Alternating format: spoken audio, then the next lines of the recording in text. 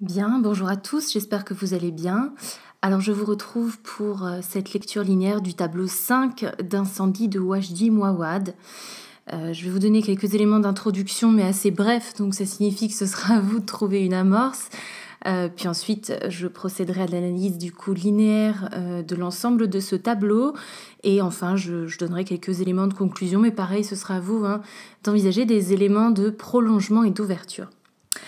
Donc le tableau 5 d'incendie de Wajdi Mouawad constitue en fait la première analepse de cette fable finalement, et qui est d'ailleurs indiquée par une didascalie assez laconique: aube, point, forêt, point, rocher, point, arbre blanc, point, Nawal 14 ans, point, Wahab.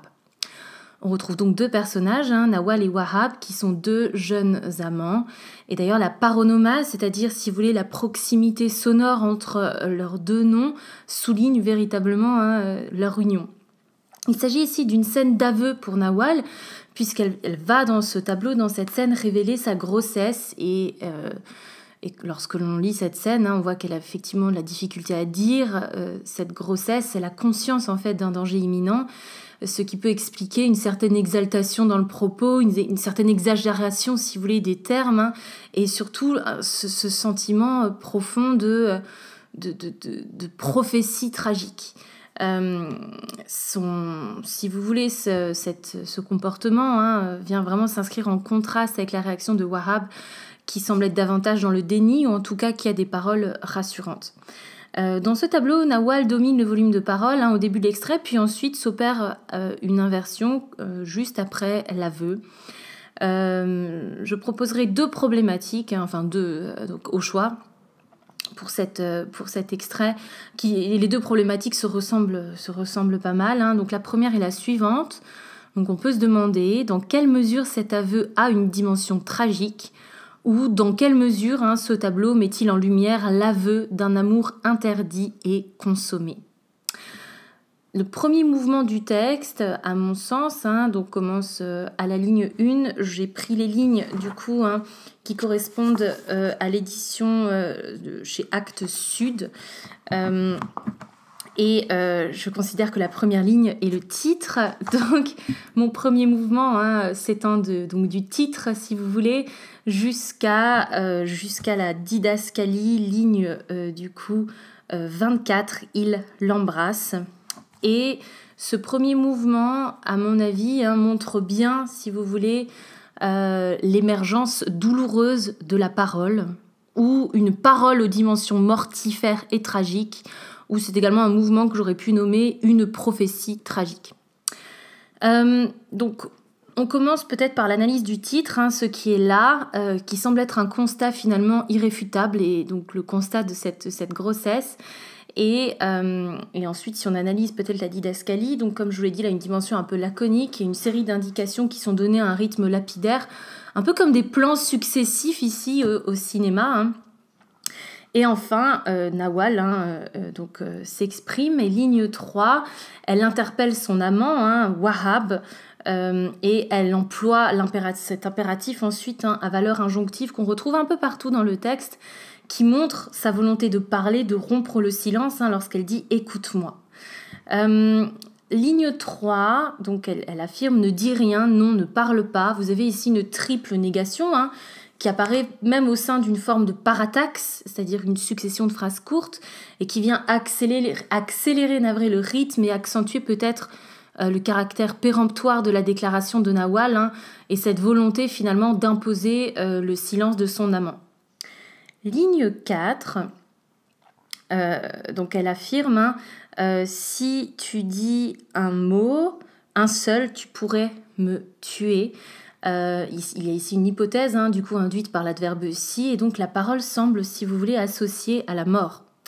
Lignes 6 et 7, vous avez une antithèse assez marquante entre bonheur et malheur, et qui montre d'une certaine manière déjà que la grossesse de Nawal est un bonheur personnel, mais aussi que cette grossesse est condamnée par la société et le regard des autres, et donc que cette grossesse lui inspire des sentiments qui sont d'emblée assez antithétiques. Ligne 6 à 8, elle affirme notamment « Je vais laisser échapper les mots qui est une métaphore, ou une périphrase, si vous voulez, en tout cas, de l'aveu. Aveu toujours associé d'une certaine manière à la mort. Ligne 8, elle affirme « je vais me taire » avec l'emploi du futur proche qui crée du coup un paradoxe avec sa volonté précédente de rompre le silence. Donc on voit, si vous voulez, vraiment un rapport à la parole qui est antithétique et en même temps qui préfigure, si vous voulez, une dimension en fait tragique. Ligne 10, elle affirme à travers cet impératif à valeur injonctive et puis cette métaphore, laisse le silence.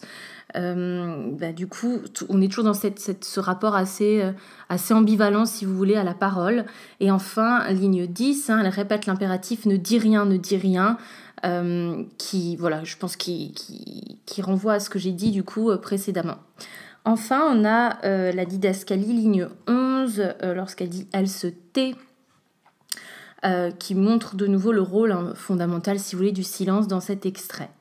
Ligne 12 à 13, vous avez de nouveau un effet de parataxe. Je t'ai appelé toute la nuit, j'ai couru toute la nuit, je savais que j'allais te trouver aux rochers, aux arbres blancs, etc. Et qui traduit d'une certaine manière peut-être l'urgence de sa quête de son amant, de sa quête de Wahab. Ligne 13 à 16, vous avez toute une énumération ici avec les noms communs village, arbre, nuit, lune, étoile, qui sont autant de métaphores qui dessinent un mouvement vertical, un mouvement ascendant, et qui montrent la volonté finalement de Nawal de crier à l'univers tout entier son bonheur de porter l'enfant de Wahab. Ligne 16, vous avez ensuite une petite chute, si vous voulez, de cet enthousiasme, puisqu'elle affirme « mais je ne pouvais pas ». Et on note d'emblée l'emploi de la conjonction de coordination « mais » qui montre que cet enthousiasme en fait est contrecarré par le regard des autres et de la société. Ligne 17, vous avez l'emploi du verbe modal devoir « je dois te le dire à l'oreille Wahab » qui montre cet aveu comme une nécessité, mais aussi une nécessité d'être chuchoté, d'être dit à demi-mot. Et dans l'expression de te le dire à l'oreille, on note presque une dimension enfantine, en fait. N'oublions pas que ce sont de très très jeunes amants. Ligne 17, elle affirme ensuite, donc je dois te le dire à l'oreille, Wahab, après, je ne pourrai plus te demander de rester dans mes bras, même si c'est ce que je veux le plus au monde. On a de nouveau l'emploi d'un verbe modal qui est le verbe pouvoir. Je ne pourrai plus, associé à la négation ne plus, et même au futur simple de l'indicatif qui a toujours une valeur de certitude ici. Donc tout se passe comme si cette révélation était du coup synonyme de rupture d'une certaine manière. En tout cas que ça allait marquer une forme de rupture. Des lignes 18 à 24, elle réaffirme son amour pour Wahab et du lien fusionnel en fait qui les lie. Et c'est perceptible à travers l'emploi du futur simple de l'indicatif de l'auxiliaire être. Dans la phrase suivante, je serai à jamais incomplète si tu demeures à l'extérieur de moi, qui traduit bien la volonté d'union, de symbiose, pour que Nawal se sente d'une certaine manière du coup complète, entière. Ligne 21, elle répète, il y a une répétition du pronom toi. Je t'avais trouvé toi, et qu'avec toi, je tombais enfin dans les bras de ma vraie vie, je ne pourrais plus rien te demander. Et cette répétition du pronom renforce le lien, le désir d'union, de symbiose avec Wahab. Enfin, donc toujours ligne... alors ça c'est ligne 21 à 23, du coup. Donc elle affirme, comme je vous l'ai lu précédemment, et qu'avec toi, je tombais enfin dans les bras de ma vraie vie. On peut considérer que c'est une forme de métaphore ou d'allégorie, puisque la vie posséderait des bras, serait matérialisée d'une certaine manière, et qui exprimerait le sentiment de complétude du personnage, aussi d'authenticité avec l'emploi d'adjectifs vrais de son existence lorsqu'elle est avec Wahab. Cet amour est en quelque sorte encensé ici. Ce mouvement se conclut avec l'emploi de la didascalie « il l'embrasse », qui est une validation, si vous voulez, non-verbale de cet amour pour Nawal, et donc une affirmation de la réciprocité de ses sentiments. Un deuxième mouvement du texte, à mon sens, commence du coup à la ligne 25 et vient se prolonger jusqu'à la ligne 48.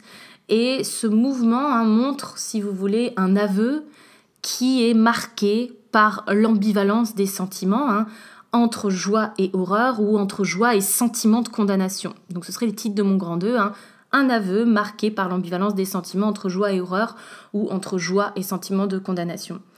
Et effectivement, Nawal procède donc à l'aveu, ligne 25, puisqu'elle dit « J'ai un enfant dans mon ventre, Wahab, mon ventre est plein de toi ». Donc lorsqu'elle affirme « Mon ventre est plein de toi », il s'agit d'une périphrase, d'une métaphore ou même d'une synecdoque, hein. En fait, les trois procédés fonctionnent, si vous voulez. On pourrait analyser cette citation à la lumière de ces trois procédés. En tout cas, donc lorsqu'elle affirme « Mon ventre est plein de toi », ça marque vraiment l'idée que cet enfant est le fruit de l'union, de la symbiose entre les deux amants. Et de surcroît, hein, dans l'ensemble de la ligne, enfin de ces deux phrases, ligne 25-26, « J'ai un enfant dans mon ventre, Wahab, mon ventre est plein de toi ». On a un chiasme ici, hein, qui est très clair avec le pronom personnel sujet J apostrophe, je, ventre et toi. Et d'une certaine manière, le chiasme renforce cette impression, hein, de lien indéfectible entre les deux amants. Et le mot enfant le fait déjà exister. Je veux dire, il n'est pas question d'avortement ici. Et ce qui est intéressant dans ce chiasme, c'est que c'est le ventre qui est au cœur, si vous voulez, de ces deux individus, de ces deux personnages. Et ça se voit, en fait, du coup, syntaxiquement, puisque les mots ventre sont entourés du pronom je et du pronom toi.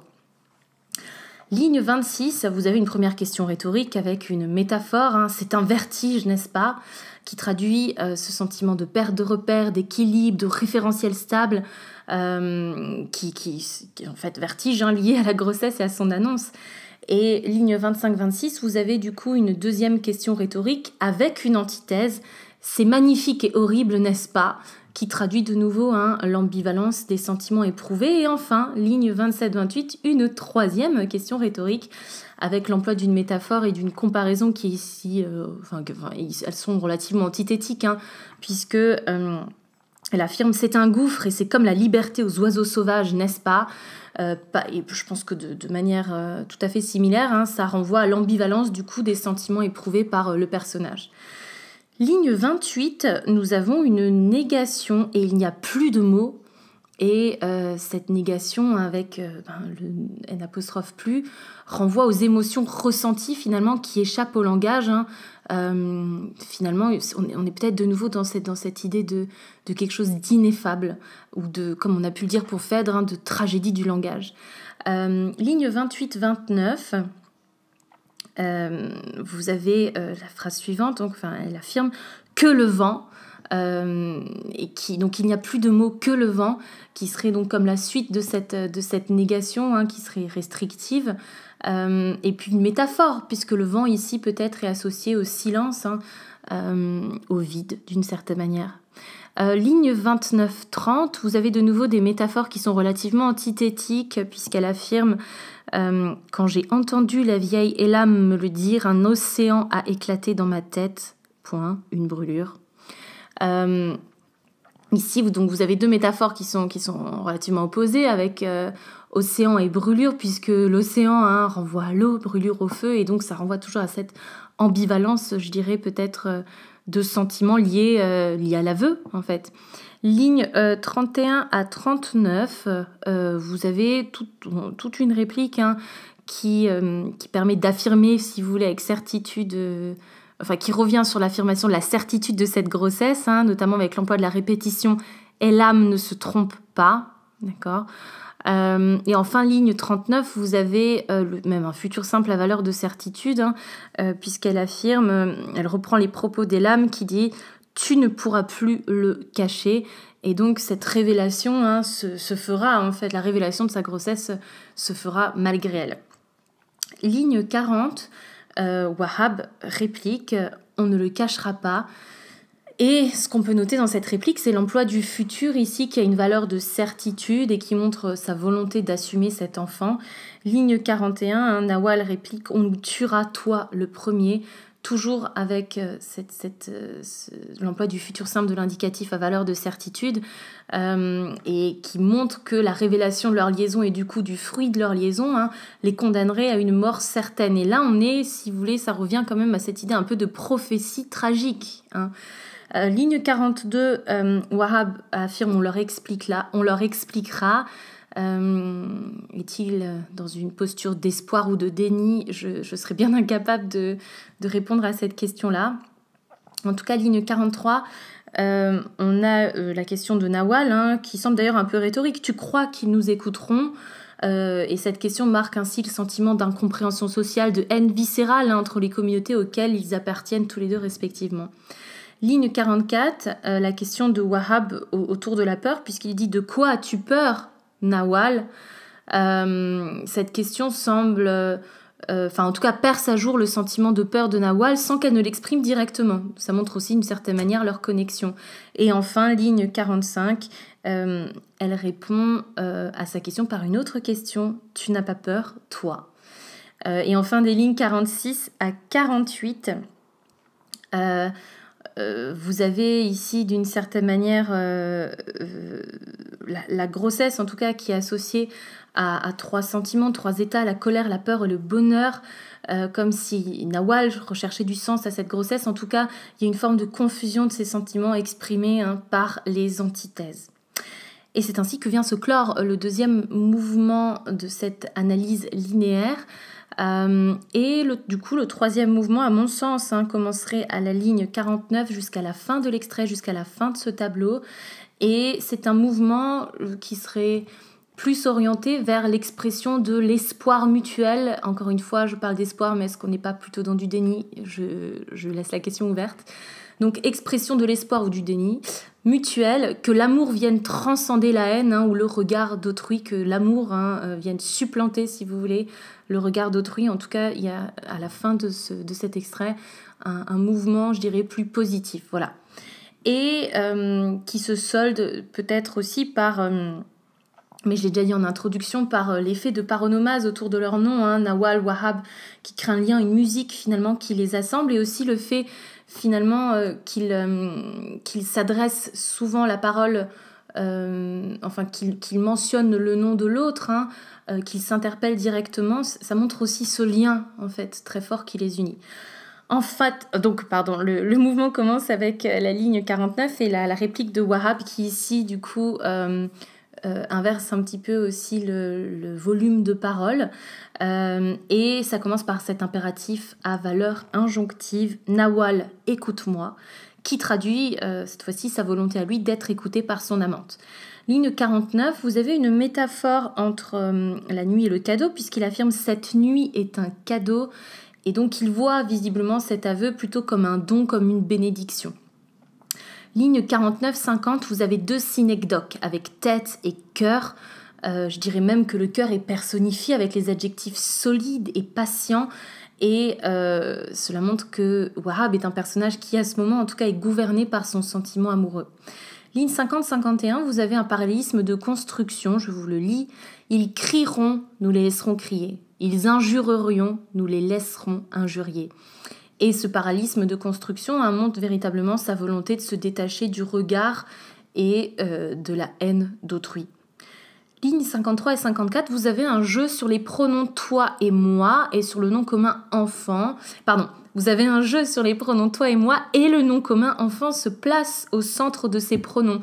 Et un peu comme précédemment avec le chiasme, la syntaxe ici reflète l'idée que cet enfant est au centre de leur union. Ligne 54, vous avez une répétition de la synecdoque du visage qui reflète toujours l'idée que cet enfant sera le fruit de leur union, de leur amour. Ligne 55, il affirme « j'ai envie de rire ». C'est une réponse émotionnelle finalement qui traduit sa joie, sans doute, en tout cas je pose la question, ça reste ouvert. Ligne 55-56, vous avez l'emploi du futur frapperon, qui montre aussi la condamnation et la violence qui semble inéluctable, mais qui sera contrebalancée par l'idée de cet enfant et cette concession ici exprimée par l'emploi de la conjonction de coordination « mais ». Ligne 57-58, vous avez cette affirmation répétée par Wahhab à la fin de l'extrait. Chacun est rassuré finalement par la présence de l'autre, puisque ils disent maintenant que nous sommes ensemble, ça va mieux. Donc, pardon, j'ai dit affirmation répétée par Wahab, exactement, donc amorcée par Nawal, et qui d'ailleurs fait écho aux propos de Nawal adulte à la page 19, et cette phrase qui apparaît du coup un peu comme un leitmotiv dans l'œuvre.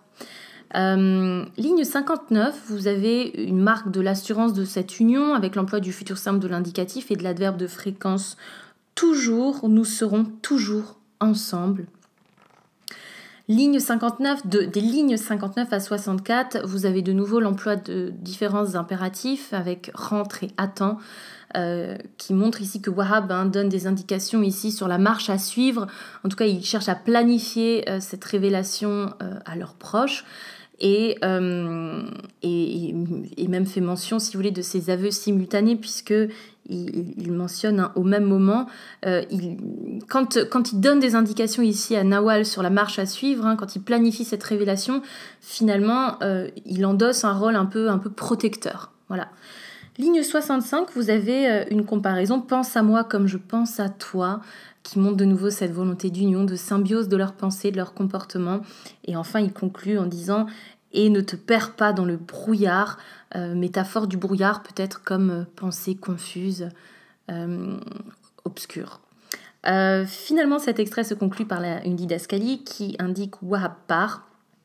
Et ce départ va en réalité signer leur rupture puisque Wahab va mourir. Quelques éléments de conclusion. Donc, ce tableau est un peu comme la chronique d'une tragédie annoncée. Les ennemis du couple, néanmoins, ne sont jamais nommés directement. Et la seule alliée, celle qui semble être la seule alliée du couple, c'est Elam. On peut dire qu'il s'agit donc bien d'un aveu tragique auquel nous assistons dans cette première analepse de la pièce, l'aveu d'un acte interdit entre deux jeunes gens quasiment enfants issus de familles rivales. La scène plonge ici le spectateur dans le passé de Nawal et à partir de là, nous remonterons et démêlerons le fil de l'histoire pour essayer de comprendre l'histoire de Nawal, son silence et du coup son terrible testament.